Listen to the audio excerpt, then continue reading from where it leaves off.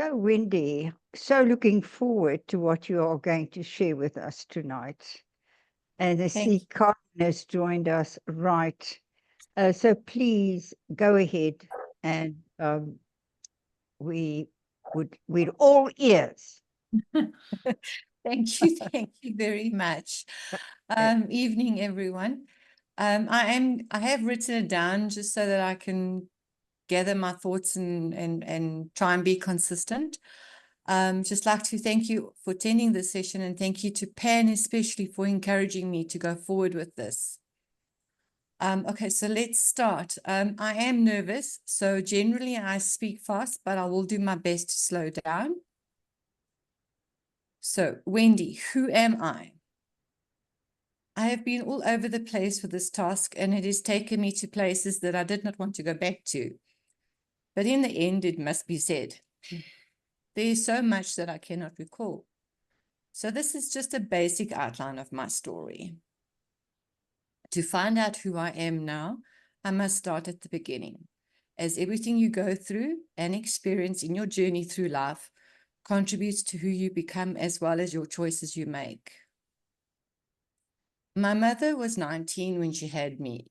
She had met a man from the UK who was at the time based at Potchefstroom Air Force Base. She fell pregnant with me. The man left and went back to the UK. Shortly after that, she met an aircraft technician whom she married just before I was born. This was the man that I knew as my father. My mother was a manic depressive and my father bipolar alcoholic who was always trying to commit suicide or threatening to. They were also swingers. My childhood was one of parents constantly fighting, moving from one home, town, province to another. Before I was 19, we had moved 13 times. When they were not fighting, my mother was depressed and my father was either drunk or trying to commit suicide. I remember an instance when I was 7. We were sitting around the Christmas table and my father was totally drunk. He and my mom had got into a fight earlier and he pulled the tablecloth from the table, throwing all the contents off the table. One such move led us to living with a stranger whom my parents left us as children with while they went out to party. I was 9, my sister 7, and my brother 2. It was here that this man sexually abused me. Sure, okay, he would leave me money. Oh, sorry. I didn't think I would react like this.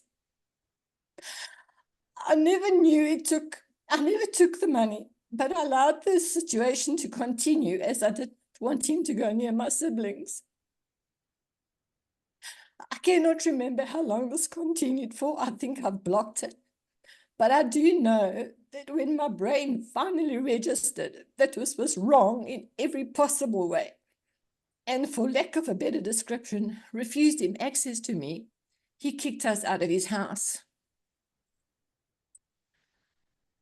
Another instance, I recall my parents saying to me once that my sister was the beauty and I had the personality. This has remained with me to this day, and I am sure contributes to my low self-esteem. Another move led us to Boksburg, where we lived for a few years. This was where I found my mother sitting at her dresser, literally ripping at her face with her long nails. It was also where my dad tried to commit suicide, and my mother got so angry with him that she went into the garage and asked him if she could help him. It was also here where my parents eventually got divorced. I was 15 years old. We sold the house and my mom and siblings and I moved into a flat in the same suburb. My brother, who was 8 at the time, sneaked into the old house, which now had new tenants, and vandalized it. He was caught and arrested. Nothing came from it, however, and I think something in my brother broke then, as it was not long before he became a hooligan and ended up in reformatory and finally prison. My sister and I, as teenagers, lived our lives with this hanging over our heads. People did judge us, or so we thought, and we were not mature enough to deal with this. Eventually, my father decided to move to King Williamstown in the Eastern Cape. As my mother was financially dependent on him, even though they were divorced, she moved as well. I was in matric. I refused to leave and remained behind to complete my final year of school, living with friends. My brother, at that point, was out of reformatory and went with the family. My sister went to Kafarian Girls High and my brother Dell College. I joined the family at the end of the year. Spent a year living in King Williamstown, working at a nursery school. Living there was one of the happiest years I had had up to that point. It was just so peaceful and uneventful. At the end of that year, my father decided he wanted to go back to the Transvaal. My mother moved to East London, and myself and my siblings and father went to live with his mother in Brakpan. My sister finished her matric there and moved to Pretoria, where she found a very good position, eventually becoming a senior manager for a shipping company. My brother and father left my grandmother and moved out. I cannot recall to where. During that time, my uncle, my father's older brother, he came to my rescue and offered for me to live with them while they put me through college. They had one condition: I have nothing to do with my father. I agreed, as I needed to get a tertiary education, and it was the only way. They financially supported me for 2 years while I obtained my legal secretary diploma. I did not see my father, but I did go back to East London on holiday to see my mum. Shortly after that, she moved back to Potchefstroom. Looking back, I think she was probably her happiest there, as she was with her family. When I completed my diploma, I immediately got a job in Benoni and moved into a flat. My aunt and uncle helped me furnish it. It was here that I met my closest friend, or rather, my sister from another mother, and the only person left who knows my history. This is also when I reconnected with my father. My aunt and uncle pulled away from me. I knew they were disappointed, but I could not help myself. My friend and I moved into a townhouse in Rhinefield. We would drive through to Springs where we would socialize. This was where my father was living. He and my brother would socialize with us at the local hotel that was the spot at the time. Eventually, my friend and I moved in with my father and his girlfriend at the time. My brother was serving a short jail sentence at the stage in Nigel. I do not know for what. One evening, I was outside and my friend overheard my father arguing with his girlfriend, saying that she was just the type of person that would tell me I was not his biological daughter. My friend, realizing what she had just heard, did not know what to do. By the time I got back into the house, she was in such a state, and eventually I got her to tell me what had happened. I shrugged. It was not an issue for me. When I saw my mother again, I did ask her about it, and she told me the story. It did not bother me, as he was my father, the good, the bad, and the ugly. I did, however, tell her about the abuse, and she told my father. Both were devastated, as to be expected. Eventually, I met a boy and we started dating. He and my father did not get on at all. I think it was because my father loved all the attention on him and he was no longer getting it from me. Within a year, I moved out and moved in with my boyfriend. My father and I lost contact a bit, but I know my brother was released from prison at that time and he was living with my father. My partner is Spanish, very traditional, and accustomed to getting everything his way and on his terms. I could not believe that someone like him wanted me, so I agreed to everything and anything. So I became the good traditional wife. I looked after the home, made the food, put his clothes out for him, made his lunch, and worked still a full day as a personal assistant, attended his football matches on Sundays, and so on. I had signed up for this, and it was my lot in life. My partner, on the other hand, just continued as normal, working, playing golf, playing football, socializing afterwards, literally doing what he wanted. We only visited his friends and never mine. However, I maintained my friendships. I would go and visit my friends on my own. In that way, I did not bow down. About 3 years later, my partner said he wanted to have children. I, however, did not. So he gave me an ultimatum. Either I have the children or I leave. I did not want to lose what I had, in all honesty, so I agreed. About a year later, I fell pregnant with my daughter. I hated being pregnant, but loved being pregnant at the same time. It just doesn't make sense. I loved the interaction when I was in the bath lying down with her, and she would kick out at me, and I would poke her foot, and then she would kick me with the other foot, and so on. Or when I was doing hydrotherapy and massaging the water around my belly, and it felt like she was having a party inside of me. She loved it. She was a big girl at birth, 4.5 kilograms, but beautiful.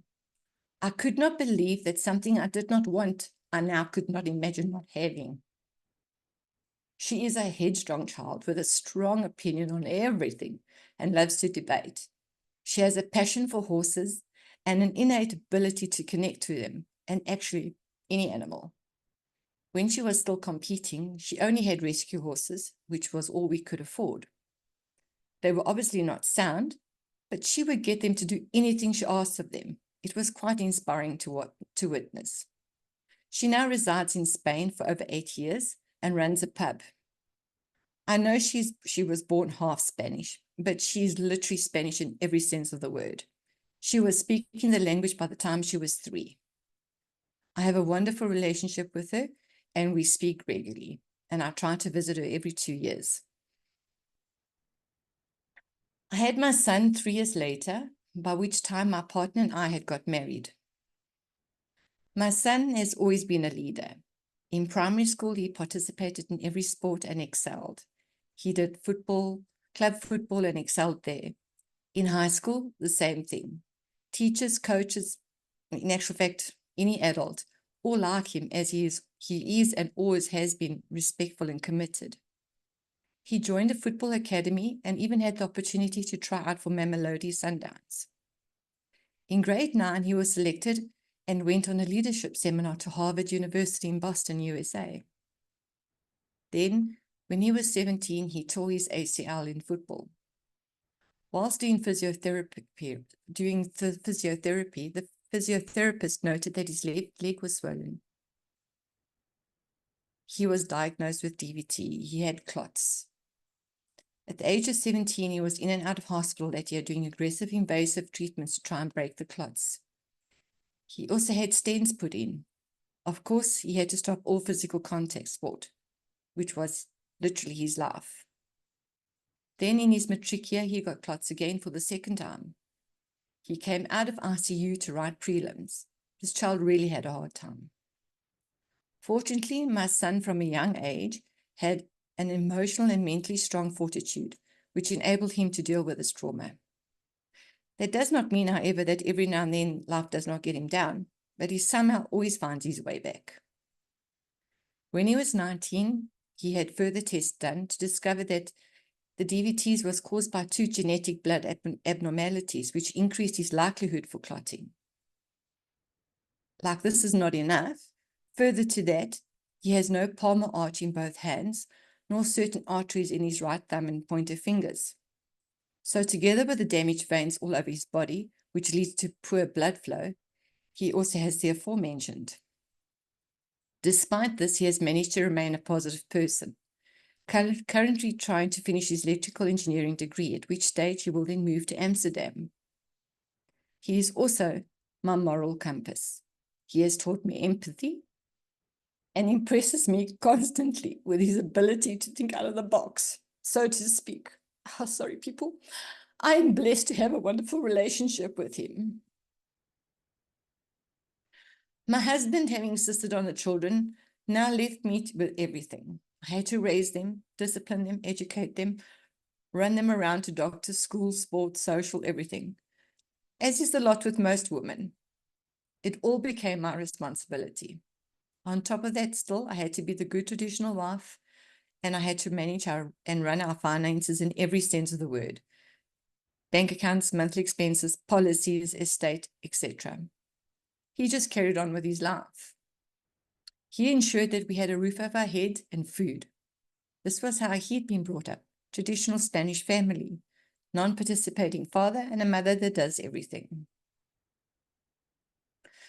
While I was 7 months pregnant with my son, my sister committed suicide. She did not leave a note, but she did say her goodbyes a few days prior. We obviously did not realize this at the time. She gassed herself in her car. Her partner at the time called me at work and told me whilst he was in the ER, and I heard the heart monitor stop. It was very hard for me not to go crazy, as I had to stay calm for the child I was carrying. The entire suicide created a lot of uncertainty, as many questions were raised, but never answered. The coroner refused to do an autopsy, as her partner had told them that she was a manic depressive. This could have been true, I don't know, which does bother me a lot. The death of my sister has been my biggest hurdle. I took over with her partner at the time to arrange her funeral and to sort out her belongings. He made the funeral all about himself. Eventually, I walked out of the service. When we all later met up at my home, we chatted and laughed as we spoke of my sister and reminisced. So many things came out that I did not know. One of which was that she did not tell me many things as she didn't want to disappoint me. I was so saddened by this, as this was not the relationship I wanted us to have. But at least I did have a relationship with her, and for that I am happy. I placed all my sister's belongings in a storage facility. She did not leave a will. One evening, I received a call from my father. I rarely saw him, as when my daughter was 3, he called me to tell me he had no food. So I took our nappy money and bought him food. Upon entering his bachelor's quarters, I saw a 2-liter vodka bottle and cigarettes on the table. I dropped the food off and told him I would not help him again, as he clearly had money for food, if he could buy alcohol and cigarettes. This obviously did not sit well with him, and I no longer cared. So when I received this call from my father, he asked after my sister's stuff, and then told me that his only daughter had died. That was the end of the line for our relationship. The entire saga became very ugly. About 2 years after this, my mother got breast cancer. From diagnosed to demise, 5 weeks. It was very aggressive. I went to see her every day after work until she passed. My brother at this stage was in prison serving a very long sentence. I still do not know for what it was, and I never visited him there. He had made his choices, he had to live with them. My mother, she just gave up. She did not want to receive chemo or radiation or anything. A lady doing her thesis on cancer and trauma shared her views on it with me and said that she had found many cases of trauma, in many cases where trauma had set off the cancer, which I think was the case with my mom.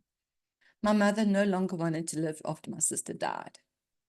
This was also very hard for me to understand at the time, as I was also her daughter. Shortly after that, my father came to visit his grandchildren, trying to connect again with us. But he was drunk as a skunk. I refused access to him and told him that he could not see my children until he was sober. I did not want my children to be exposed to that. He never saw my children again and passed on shortly after that with an aneurysm. In 2006, my husband bought the family business from his father, and I started working for him in the finance.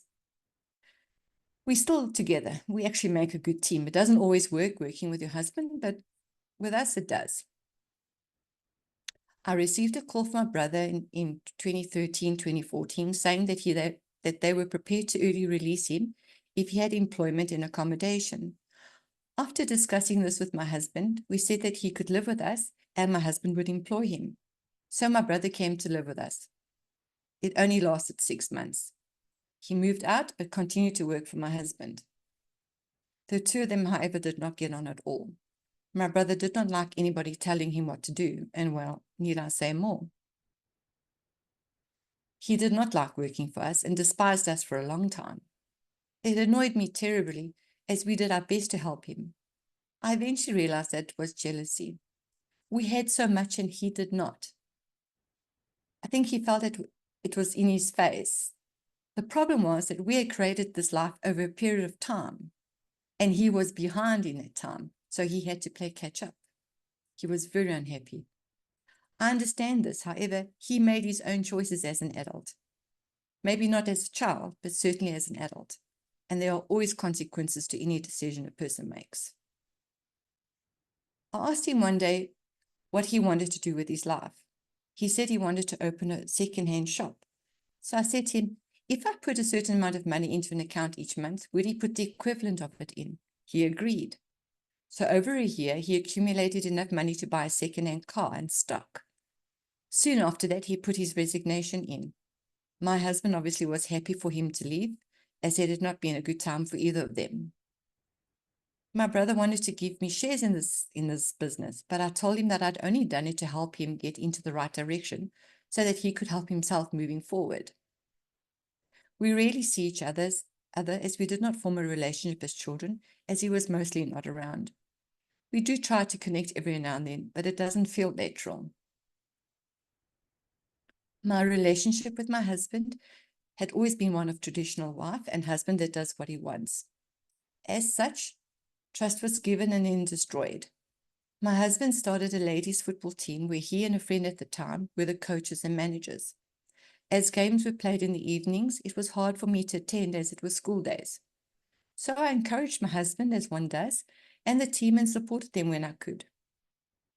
We attended the parties that were held, and I also made friends with some of the girls.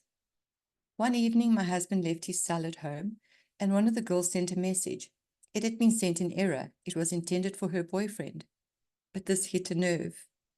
And I went through his phone and emails and discovered various messages to one of the football girls. Things being shared, feelings, emotions, saying that he missed her when he was with us on holiday. Him and her had the intimate relationship made from sharing emotions and feelings, a relationship he did not share or want with me ever. I was devastated. I had done everything he wanted me to do. I lived an independent life from him. I did not ask him for anything. The fact that he had an emotional affair broke my heart. It was the kind of relationship I wanted with my husband. But he kept on saying that he was not that kind of person. And yet, here he was, doing it with another woman. They do insist that nothing further happened, but I believe that if I had not discovered it when I did, it would have led to a physical affair. I then went onto his computer at work and found Facebook messages to ex-girlfriends, etc. This was the final straw for me. I told him I wanted him out. A close friend then persuaded me to let him stay and try and sort it out. I wanted nothing to do with him, but after some introspection, I realized I had to reestablish boundaries and expectations and so on. So what I did is I wrote my husband a letter, placing him in the position he had put me in and asking him how he would have felt in the same situation. The emotional neglect, the boredom with the relationship, and so on. All the feelings he was clearly feeling. I do not know if this worked, or the fact that I reacted like I did was the trigger, but he did sit down with me and discuss. I did not want to know any further details on the betrayals, but wanted to know if he wanted to move forward in our relationship. I also clearly stated that it would be on my terms now. So this time I gave him an ultimatum. He had to create a relationship with his children before it was too late, and that we had to start being a couple and not housemates. He has tried to form a relationship with the children. I think my daughter was already 16 at the time, so she does not have a friendship with her father, but she does love him and will always call him for advice or help. My son was younger, so I think he benefited from it more. As far as I'm concerned, he still does not share feelings, but we do have a real affection for each other and are trying to do things together more, which is building on the relationship. Also, I've come to the realization since I've been working on and doing logotherapy that if I'm working on myself and I want people around me to accept who I am, then I need to accept my husband for who he is. So, to sum it all up, my childhood and teens was an environment of no stability, no security, neglect, fighting, aggression, depression, emotional abuse, and sexual abuse. My young adulthood was an environment of stability, but also dominance and emotional neglect. So, who am I now? I am now a strong-minded and introspective woman who does not want to be defined by my earlier years. I love fantasy in the form of books, movies, etc., as reality for me is mostly negative or disappointing. I think this comes from my childhood as to escape everything. I am blessed to have a circle of friends that accept me for who I am and support me at all times. I will not permit myself to be dominated over. I am not by any means confrontational, but will not tolerate disrespect and will call anyone out. I believe the small things in life matter the most, and this is a mantra I try to live by. I have always believed and taught my children, if something happens and you cannot change the outcome, then it is not worth dwelling on. I also do relationship housekeeping often and remove negative energy relationships from my life. However, I am also a woman who has a low self-esteem and self-worth with an irrational anger. My family were all broken people. And I am in a constant mindset of, when is the ball going to drop for me? I feel like a piece of glass that has fine hairline cracks, and it just needs that one extra crack to shatter. I have done my best by my children, although I do accept there were a few times where my irrational anger and temper would explode onto my children, more when they were teenagers. Nothing violent or abusive, but it was all internalized. Fortunately for me, I had taught them to be strong-minded children. They actually took me on, and that would make me calm down at most times and look at this situation rationally. I was actually discussing this content with my son today, and he said to me that, yes, I did get very angry and shout at them, but he never ever felt scared of me or feared for his life. He says that I must be careful not to think of myself as a monster, because I was not and am not. What an amazing young man. Sorry. Okay. Through logotherapy and this exercise, I am coming to the realization that it is not what others think about me, including my partner and my children. It is what I think of myself. At the end of the day, I must love myself first. I must recognize and appreciate and be thankful for who I am. I need to see myself. I believe that if I can learn to accept my past and who I am, I can allow myself to want to be happy with who I am, where I am, and where I'm going. And that that nothing is going to fall apart. And if it should, it will be okay because I have overcome so much. This is who I am, a combination of strong and fragile. So, to end, as with most things in life, it is how we individually perceive things, and we are often blinded by our emotions. So, as this is all my perception and opinion and feelings of my life, I would appreciate any feedback. Thank you for allowing me to share this with you.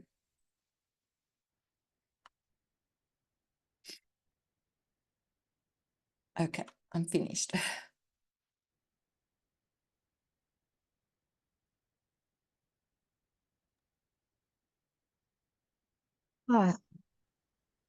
I've never heard anybody giving such a detailed description of everything that happened in their lives, and with such clarity. If you ask me to review my life, it'll be so full of gaps. I wouldn't be able to put it together the way that you have, Wendy. And this to me is such a sign of our need for wholeness, to bring all the disparate little pieces together, to try and make sense of it, and to find a definition of ourselves that we can live with. I think we all wanted to break down with you at certain points because it was so hard. It's amazing, absolutely astounding that with what you had as a child, and out of that, you still had that defiant power of the human spirit that Frankl spoke about. To not give in and give up. The will to meaning is so prominent in your life. But what has struck me, as I said, it's how to put together a broken life. Because, you know, what real examples did you have of people who were together? Your father, your mother, and what happened to your sister, your brother, they couldn't bring the brokenness of their life together. They were just broken and collapsed eventually. And then that you never really had from your husband the kind of healing that you needed of somebody who would really embrace you, hold you in a way that makes you feel that you're coming together. That despite that deprivation, you still went on and developed a strength which you now described in paradoxical terms, that you are a combination of strength and fragility. And the threat still remains that there's a crack that may crack you all together. But somehow you console yourself with the thought that even that will be all right. Because if you've gone through what you've gone through and you survived it in the way that you did, even if you should crack, you'll be able to get up again. So I can only say I'm deeply, deeply moved by, and to me, you are such an illustration of the fact that because we were equipped with a will to meaning, because that power of our spirit is so strong to try and find an answer, because of that, we can have a victory that even if we, in the end, even if our lives are not altogether whole, that the exemplary quality of it has profound effect. And there's a real echo homo that we have to say to you and say, behold this woman.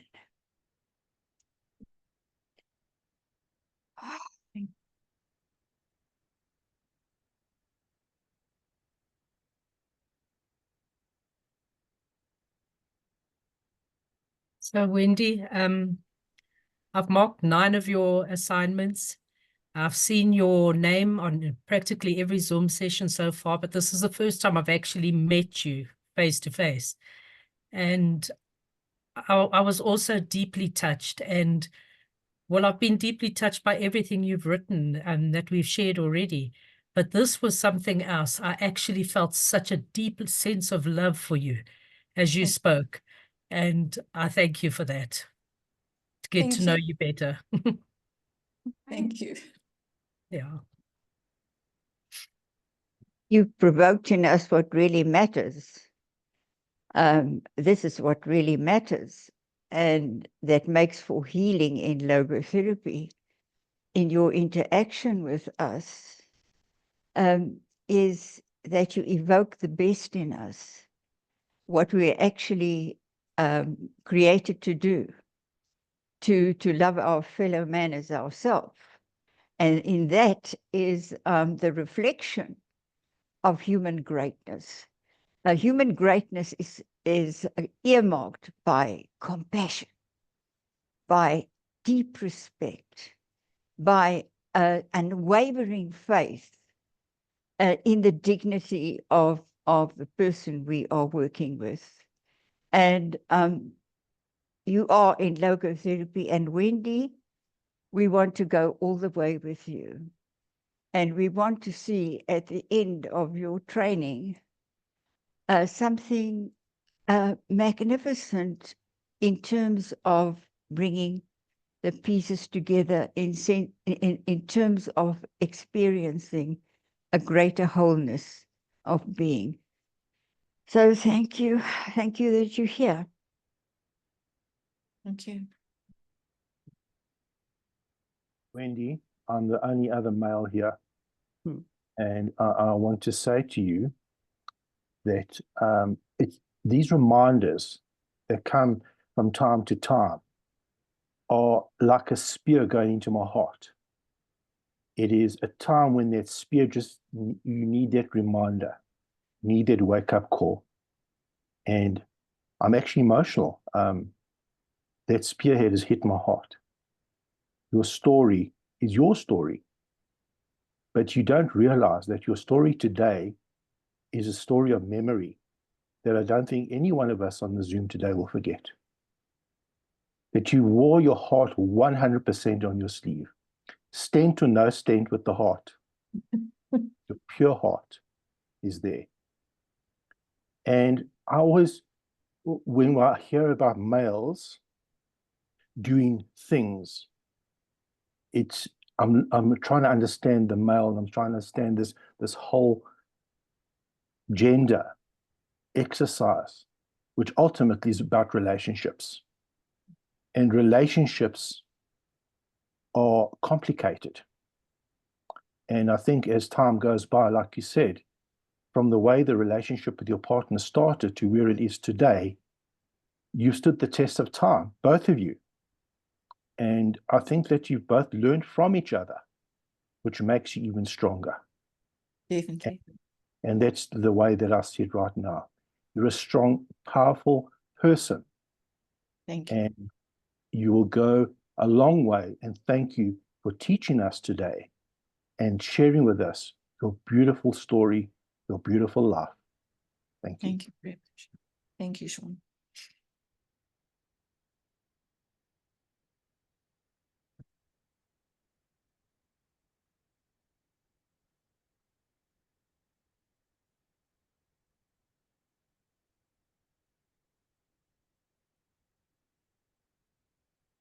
If I may again, I'm sorry. You know, I love this particular subject about attitude, and I've done an enormous amount of research and development relating to attitude. And I know that the other people have heard what I'm going to say, but I've come up with this mantra in a way, and there's 3 A's and a G. That's called acceptance, acknowledgement, attitude, and gratitude. They're actually big words. Accepting what has happened, acknowledging what's happened. Your attitude is admirable, unbelievable, and will stand the test of time. And grateful that you have this opportunity to share with us your story and to have a self-healing. Thank you. Wonderful, wonderful, Sean.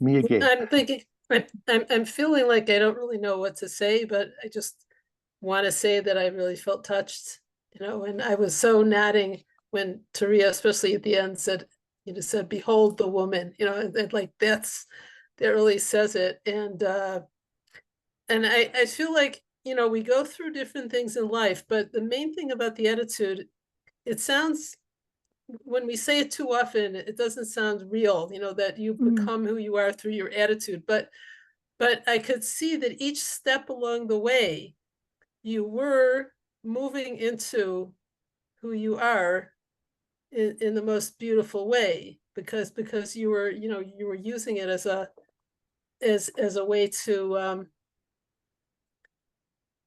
to really feel who you want to be, you know, and not, you know, there are people who they're sometimes as a defense mechanism, they kind of separate from the reality and they get like, it's like they're not really in touch with themselves.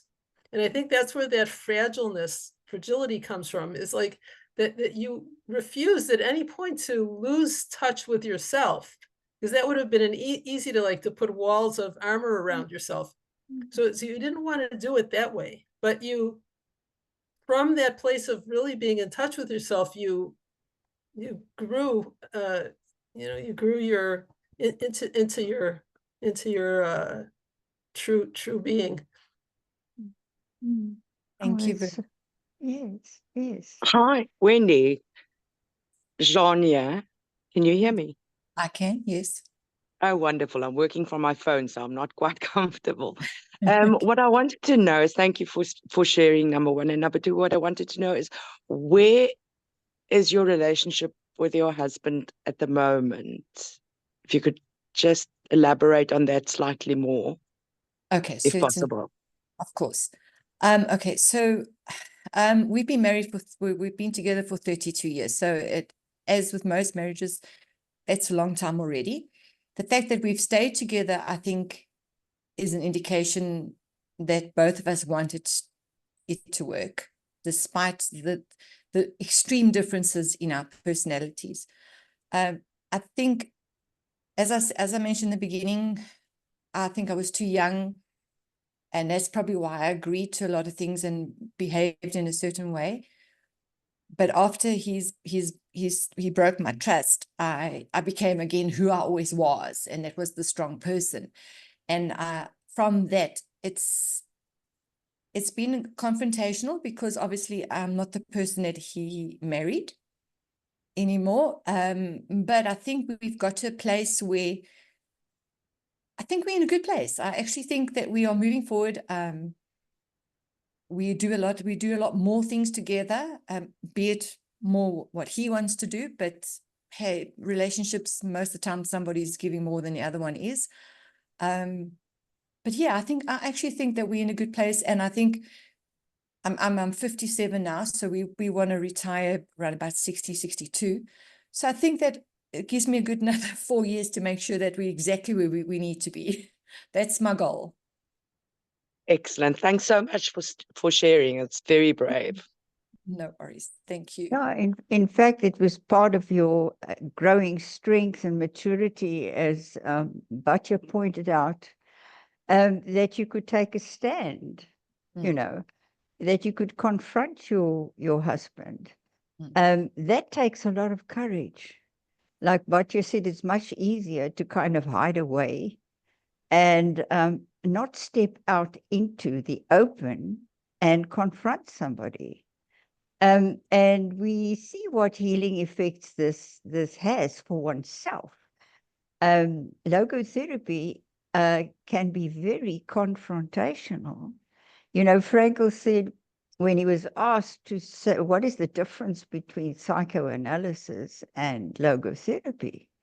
He said, well, in psychoanalysis, you may lie down and, you know, and the therapist hears everything that you have to say. But in logotherapy, you sit opposite your therapist and you hear some things that is confrontational and, you know, that provokes thoughts in you that you just can't just lie down and sulk in going over all your problems and difficulties in a lamentable way, waiting for the therapist to heal you. It's not our job as logotherapists to heal. The healing comes through seeing who you are and challenging you to be what you can be. And that is sometimes confrontational. If you lie down or you try to move away or you try to cover up and not face the facts. Logotherapy is that you can only deal with reality. And this is what makes your story so marvelous, that you were very real. Acknowledging, like Sean said, accepting, acknowledging, And then that growth could develop to the point, please God, of gratitude. I'm so glad for who I am now. Yeah. Yeah, I would like to continue in that line of thought. I think obviously you have touched all our hearts so very deeply. And Sean has described it, that you are wearing your heart on your sleeve. And that's really such a bravery to share. And of course, to share your vulnerability is a great strength, demands a lot of courage. And so if Teria conveyed the message that she foresees you completing the logotherapy study and coming to your wholeness, the wholeness in your life, I want to take it a step further. The other day, just some days ago, we discussed the wounded healer. And I can foresee you, when you become whole in yourself after having this bravery of sharing your vulnerability, getting to be a wounded healer, which is a great thing. That's exactly what happened to Pan, if I may mention that, because she shares it with everybody as a fantastic example to all of us. And so this is what I foresee for you. And I thank you so much again for sharing your incredible story and for being so open. It takes so much courage to be in that position. Beautiful. Thank you so much. Wow. Thank you very much. Wonderful. Yeah. I would not have So- done this if it wasn't for Pan. I'm not somebody that shares my feelings. I generally keep them close to me, but I'll give information. So if anybody had to, ask me a question, I'm not shy to tell anybody anything. But when it comes to feelings, I've never been one to share them. So that is why this was actually a very good exercise for me. And actually all my assignments have been, they've challenged me to express what I feel. Because I started off on my first assignment having a lot of hatred. And from that, I think it's got better and it's got more real and realistic. Where in the beginning I was very negative. Wendy, I want to leave you with some encouragement. A shout out.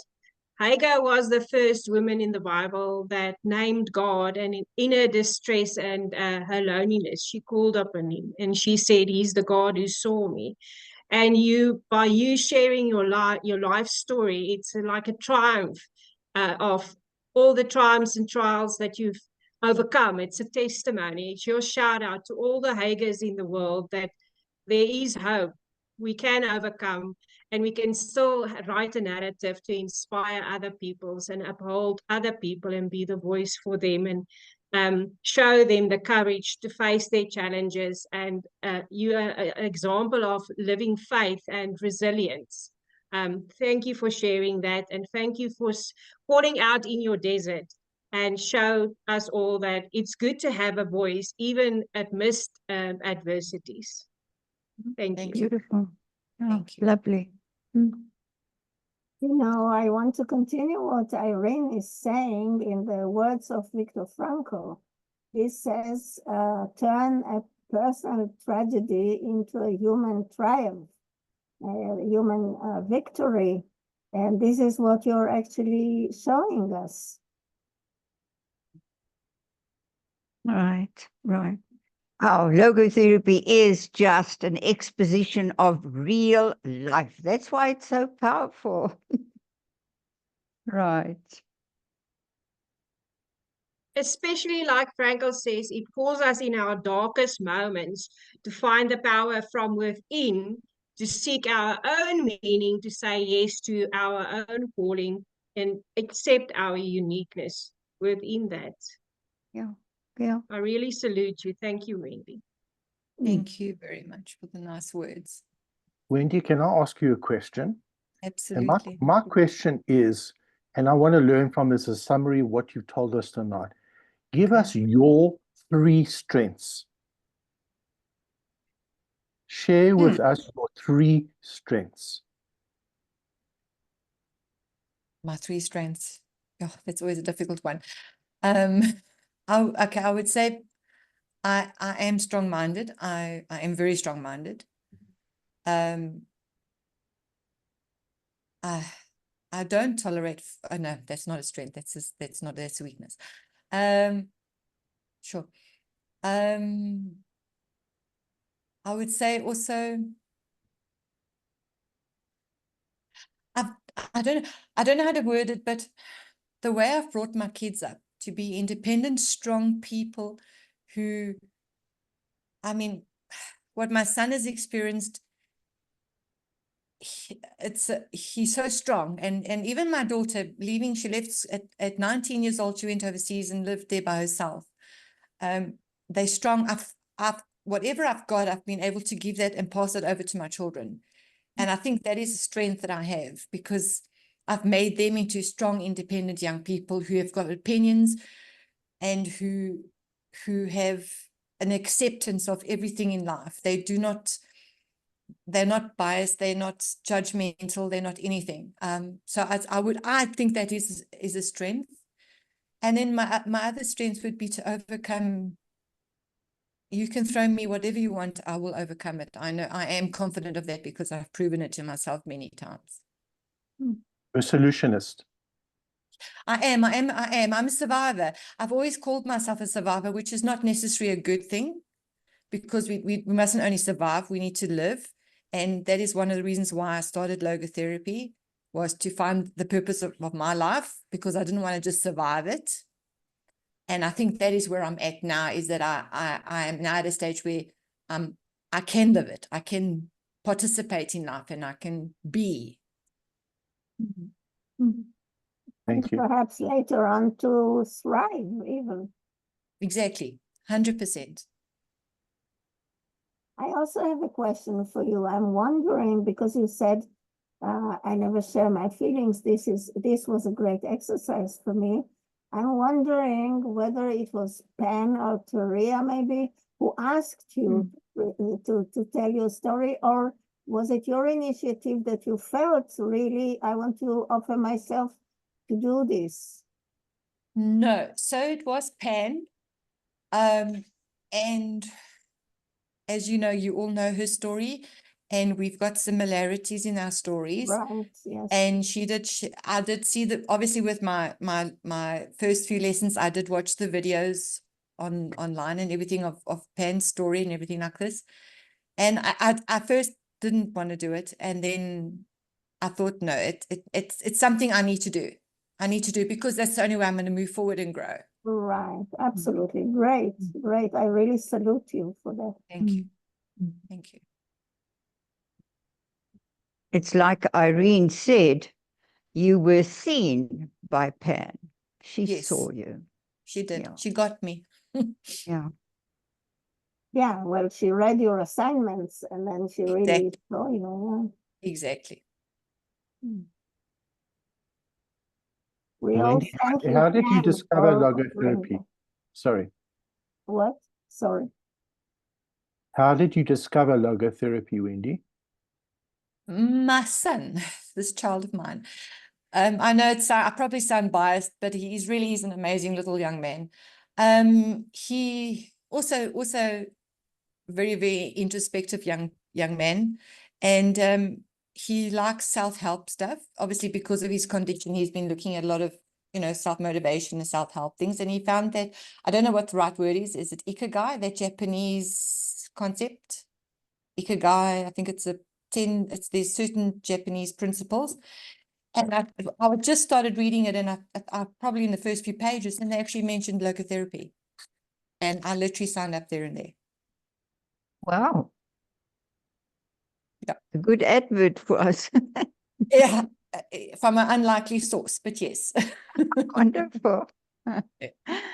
Yeah. Sorry, Dita, you want to say something?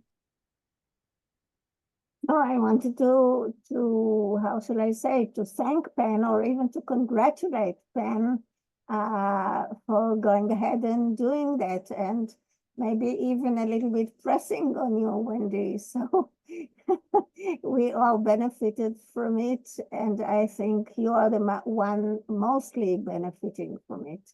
Because Yeah. indeed, as you said, you will move forward now because you you took the courage to open yourself to the world and to move forward. That's fantastic. That's right.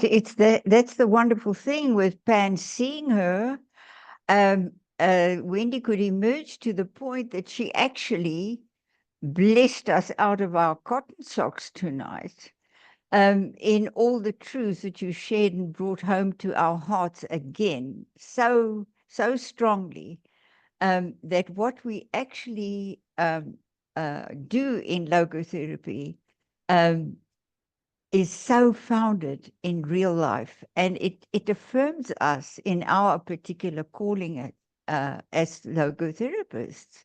So what a blessing you've been to us, and I also could just say thank you. Thank you very much. All right, I think maybe we can call it a day. This is a wonderful, wonderful recording, and that is to be treasured. And we would, with your permission, Wendy, but you have to give us your permission, we will put it on our website so that others listening to you can be blessed the way we were. That's your decision. I think I'm in a place where I'm okay with that.